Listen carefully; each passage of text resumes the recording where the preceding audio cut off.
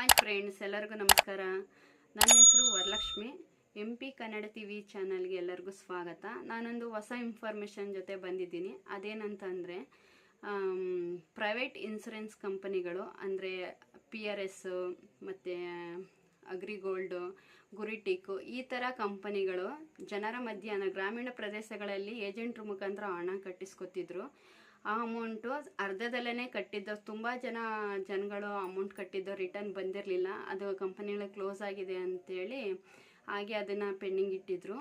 ಈಗ ಮಂಡ್ಯ ಜಿಲ್ಲೆಯಲ್ಲಿ ಜಿಲ್ಲಾಧಿಕಾರಿ ಕಚೇರಿಗಳಿಗೆ ಈ ಒಂದು ರಿಕ್ವೆಸ್ಟ್ ಅರ್ಜಿನ ಕೊಡ್ತಾ ಇದ್ದಾರೆ. ಅದೇನಂತಂದರೆ, ನಾವೇನು ಕಟ್ಟಿರೋ ಹಣನ ಅದು ರಿಟರ್ನ್ ನಮಗೆ ಕೊಡಿಸ್ಕೊಡಿ ಅಂತೇಳಿ 1 ತಿಂಗಳಿಂದ ಇದು ಪ್ರೊಸೆಸಿಂಗಲ್ಲಿದೆ. ಇದು ಅರ್ಜಿ ಕೊಡ್ತಾ ಇದ್ದಾರೆ.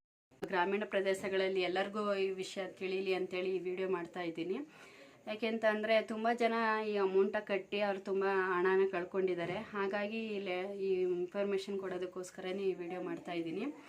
ಅದಕ್ಕೆ ಏನೇನು ಬೇಕು, ದಾಖಲಾತಿಗಳು ಏನೇನು ಬೇಕು ಅಂತಂದರೆ, ಆ ಬಾಂಡು ಏನೋ ಅಮೌಂಟ್ ಕಟ್ಟಿದ್ದಾರೆ ಅದರದ್ದು ಬಾಂಡು ಒಂದು ಜೆರಾಕ್ಸು, ಮತ್ತು ಒಂದು Aadhaar card xerox, PAN card xerox, ಒಂದು ಕೈನಲ್ಲಿ ಅರ್ಜಿ ಬರೆದು ಒಂದು ಫೋಟೋ ಅಂಟಿಸಿ ಅಲ್ಲಿ ಹೋಗಿ ಒಂದು ಅರ್ಜಿನ ಅಲ್ಲಿಗೆ ಕೊಡಬೇಕು.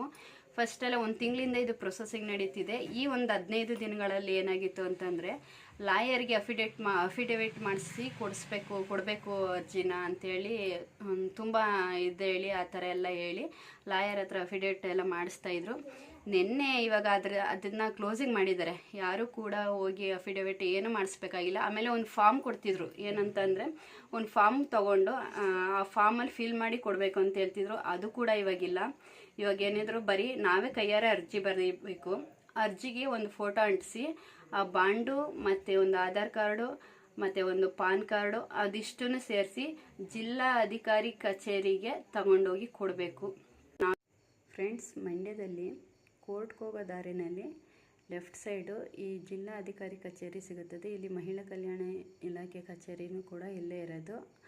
ಇಲ್ಲಿ ಬೆಳಿಗ್ಗೆ 10 ಗಂಟೆಯಿಂದ ಸಂಜೆ 6 ಗಂಟೆ ತನಕನೂ ಅಪ್ಲಿಕೇಶನ್ಗಳನ್ನ ತಗೋತಿರ್ತಾರೆ. ಮತ್ತು ಟೋಕನ್ ಮುಖಾಂತರ ಅರ್ಜಿಗಳನ್ನ ತೊಗೊಳ್ಳೋದು. ನೀವು ಫಸ್ಟು ಹೋಗಿ ಟೋಕನ್ ಕಲೆಕ್ಟ್ ಮಾಡ್ಕೊಂಡು ನೆಕ್ಸ್ಟು ಹೋಗಿ ಅರ್ಜಿಗಳನ್ನ ಕೊಡಬೇಕಾಗತ್ತೆ. ಟೋಕನ್ ಇಲ್ಲ ಅಂದರೆ ಅರ್ಜಿಗಳನ್ನ ತೊಗೊಳ್ಳೋದೇ ಇಲ್ಲ. ಮತ್ತು ಲಾಸ್ಟ್ ಡೇಟ್ ಅಂತ ಎಲ್ಲೂ ಮೆನ್ಷನ್ ಮಾಡಿಲ್ಲ. ಇಂಥ ದಿನ ಡೇಟ್ ಲಾಸ್ಟ್ ಅಂತ ಎಲ್ಲೂ ಮೆನ್ಷನ್ ಮಾಡಿಲ್ಲ.